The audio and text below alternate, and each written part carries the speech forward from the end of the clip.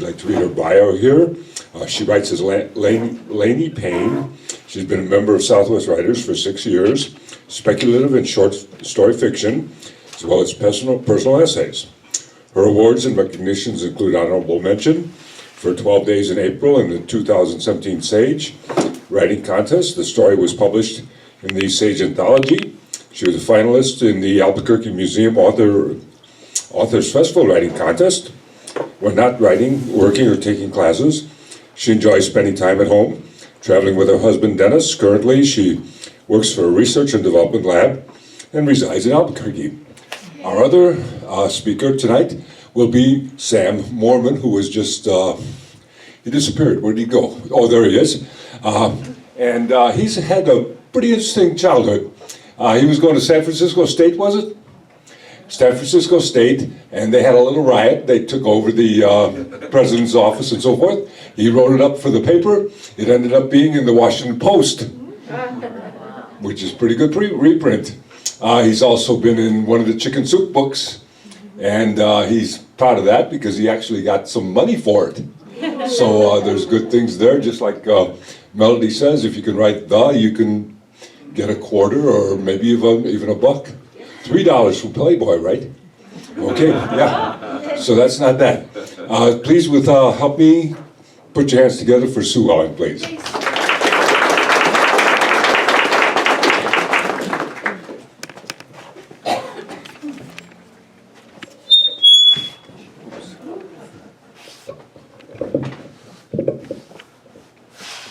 Can you hear me? Nope. A little bit. Can you hear me now? Thanks, Dennis. Thank you, Dennis. I am not a public speaker, but you're just about ready to find out firsthand. I brought 2 short pieces this evening to read. The first story I submitted to the 2018 Albuquerque Museum Author Festival. It was a finalist. It's titled The Jagged Crescent Moon.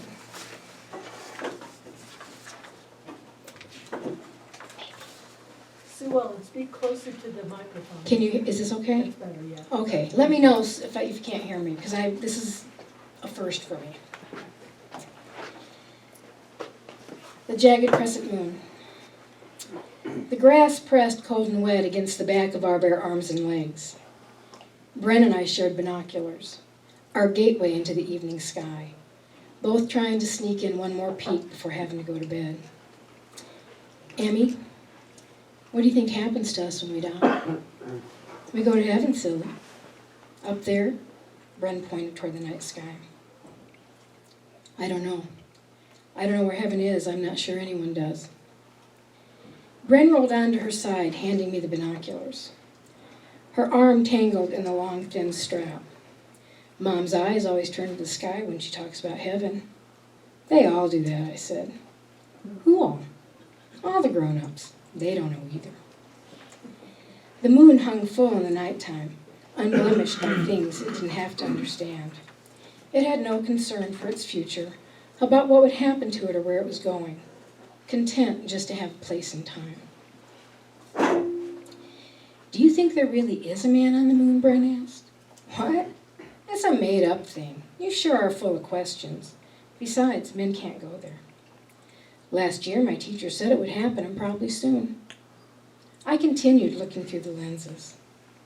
Emmy, what, I sighed. What do you think it's like to die? I handed the binoculars back to Bren and rolled onto my stomach. I don't know. I crossed my arms and rested my cheek on my forearm, looking away. Try not to think about those kinds of things. Crickets sang around the perimeter of the yard, and dogs barked from unknown locations. Sheets hung on the line. Their fresh scent flapped in the breeze. Our mother had so much on her mind, she'd forgotten to take them down. The only lights coming from the house were a night light in the kitchen, the soft glow of an unwatched television in the living room, and a small bedside lamp from our parents' room on the 2nd floor. Outside, we didn't need lights. The moon shone so bright, even the fireflies had to compete to be seen. I regret not giving Bren something more to hold on to that evening, something she could have kept close, something of comfort. but I didn't know how. That summer, we spent hours gazing into the night sky. Bren's questions ceased only when she did. Our family was no longer whole, no longer complete. When she left us, the air stood still against the backdrop of a jagged crescent moon, and I wondered if heaven was anywhere at all.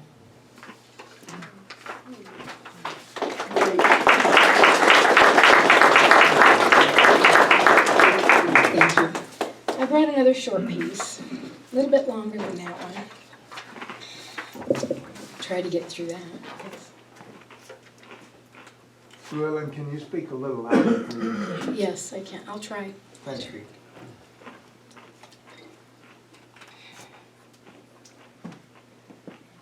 This next piece was also entered into the Albuquerque Museum Author Festival in 2017, and it was a finalist also. Can you hear me okay? Can you hear me okay? Is this better? All right. Get the Maybe I'll... microphone in front of your mouth. Yeah. Great, great. Slide it over. Tilt it a little higher. Point it at you. Point the mic at your mouth. Swing it around. Okay, is this good? Is this good? That's better. It's in the way.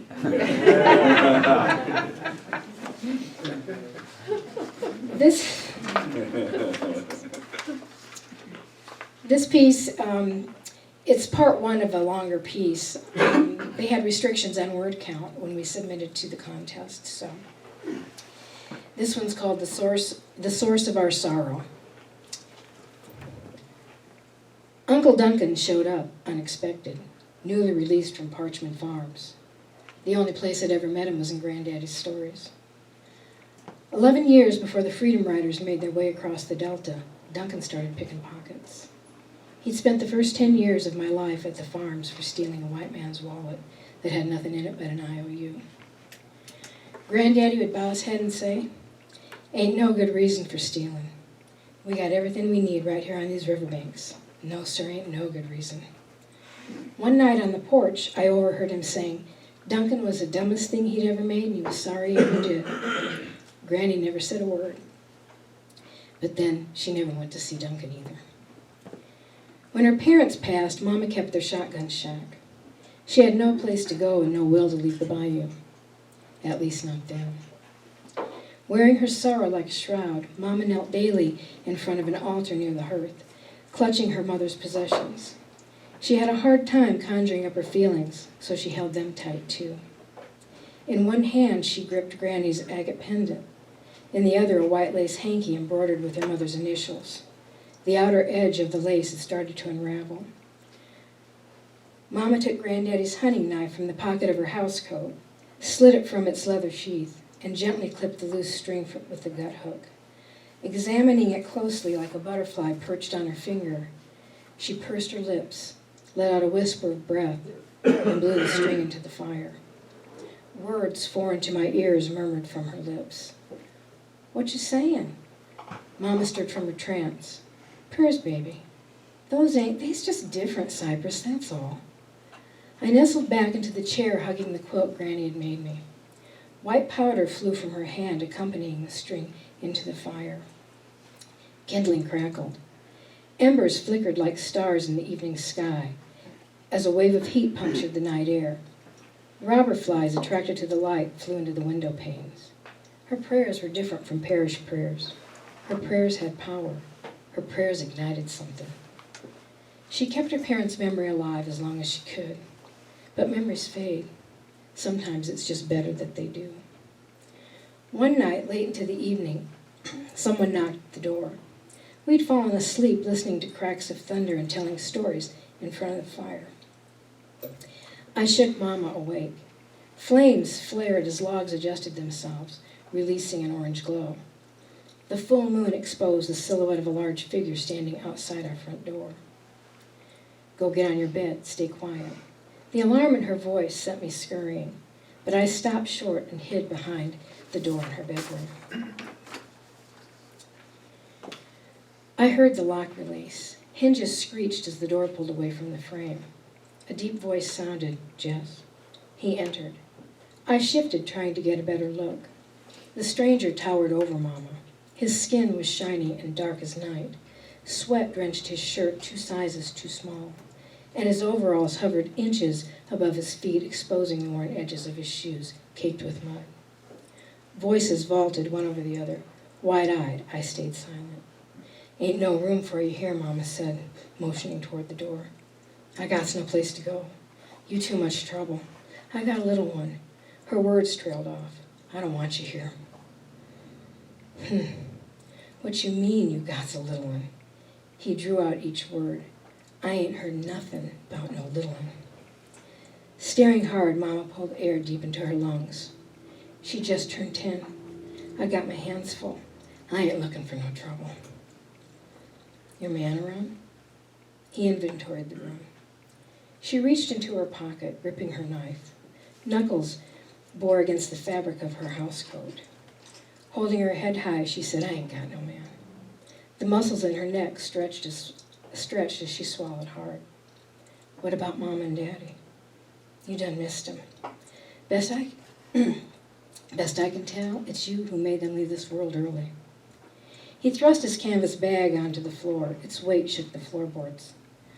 You all seem fit not to tell me much of nothing. The stranger glowered, arms dangling feet apart. Mama turned toward her altar. He reached for her shoulder, but she jerked around, slapping his arm. It barely moved. Grinning, he looked back at the door. Well, it's mighty late. Not much out there for me this time of night. His eyes glanced toward the fire, then down at his canvas bag. Nothing here for you either. Wringing her hands, Mama stepped aside and tossed him my quilt. Even this is too good for you. Lowering his gaze, he stepped towards the mantel, staring at a photo. That your girl? She motioned to the floor by the fire. Don't look like no 10-year-old. Hell, she almost big as you. Sleep there. She grabbed the picture, holding it close to her body. I'll go so far as to make you something to eat in the morning, while I make my little one something. Then I want you gone. He picked up his bag, heaved it closer to the fire. It landed with a thud. One night, she said. After that, you takes whatever it is you stole in that bag and never show your face here again. She leaned in, lest she means to lose it. I hurried from Mama's room and leapt onto my mattress, pretending I'd been there all along. Her words came out swift and curt. Cypress, get up. You sleeping with me tonight.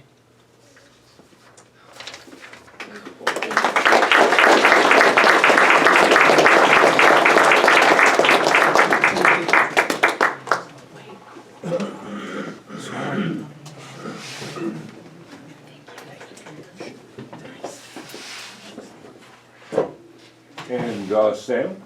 Oh, come. Winding his way up. That'll be 15.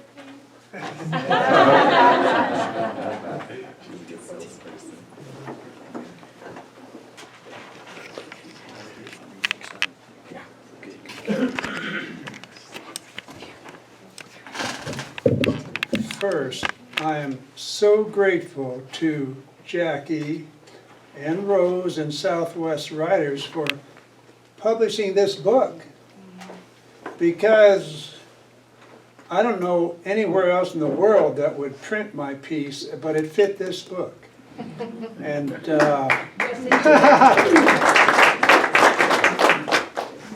and the piece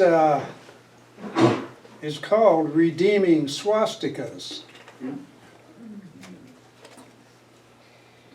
I was shocked during my first visit to the Chemo Theater in Albuquerque to see large swastikas framing the stage like wall art. How do they get away with that, I wondered, coming from politically correct California, where such displays would prompt sign-waving protests.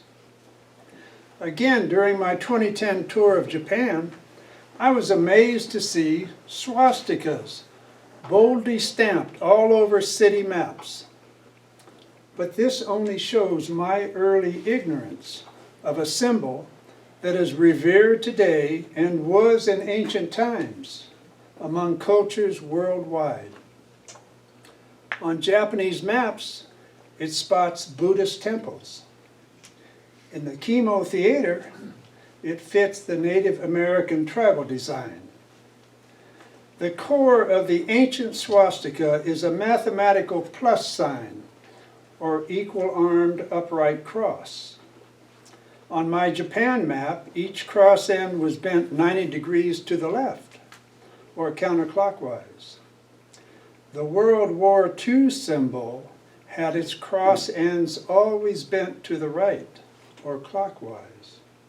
I relied on this distinction until I saw some ancient swastikas with ends bent right also. The real difference between the World War II emblem and the original swastika is that Nazis rotated the original symbol 45 degrees, converting its upright plus sign to an X. This also tilted the bent ends so the altered symbol seems to balance on one point. The variant can look like arms and legs of a sprinting stick figure with one shoe tip touching ground. The ancient respected swastika maintains at its core a vertical plus sign.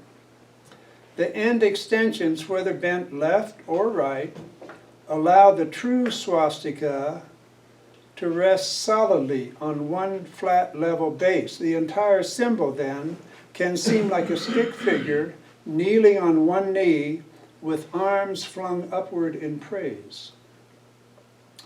The sullied Nazi emblem with its X tilt and link to horrid pogroms should not even be called a swastika. It's a bastard offshoot of the respected symbol that decorates the Chemo Theater and Japanese maps.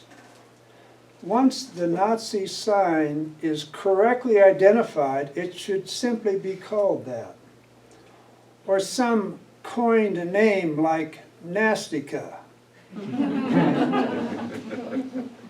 Any wordsmith would likely agree that the definition of swastika, like Shakespeare's love, is not true, which alters when it alteration finds. Knowing this, I no longer cringe when I see true swastikas. I like that they are boldly shown in the Chemo Theater and on Japanese maps. They defy the stigma of the variant and lead people like me to learn the meaning of the original symbol. This is basic education, part of the ongoing struggle between knowledge and ignorance.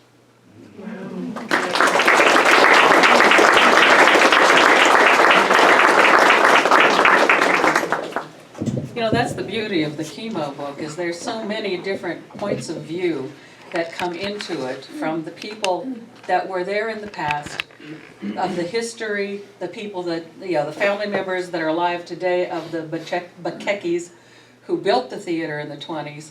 And, you know, so you have a lot of perspectives of the history, the culture, how it, the whole word comes from the Tiwa word for mountain lion king. Mountain lion, right. Yeah, mountain lion, but there's a king thing in there somewhere too. So they've got a whole chapter just on that, you know. So it's interesting that we have all these different perspectives and personal viewpoints from people that have been there for so long. Okay, so 2 more things before we break for the snacks. We are also looking for office volunteers over at the Southwest Writers Office. We could use some help there. If you can volunteer a few hours a month, then that would be great. You know, one day or 2 days a month, that would be really great. You can either talk to, where'd Reva go? She's on break. She's on break, okay. So Reva over there, or like I said, Francesca's actually got the list for volunteers there, and we'll give you a call and see, you know, what would be a good time or date to come in. You know, just people answering phones, doing some scanning, light stuff just to help out. And we are putting together a professionals directory. If you guys, we have a lot of editors, critiquers, photographers, illustrators, etc., but nobody knows who you all are. So we're going to go ahead and put together a Southwest Writers Professionals Directory of the members who are involved in all of these different things. Keep an eye out for more information on that in the Sage, okay? All right, so go ahead and have a snack and be back here at, yes. Yeah, Oh, okay, don't worry about it. okay. Okay, it's 1:45, so 15 minutes, start at 8 o'clock, okay? And then you get the whole last hour to yourselves. The whole last 15 minutes?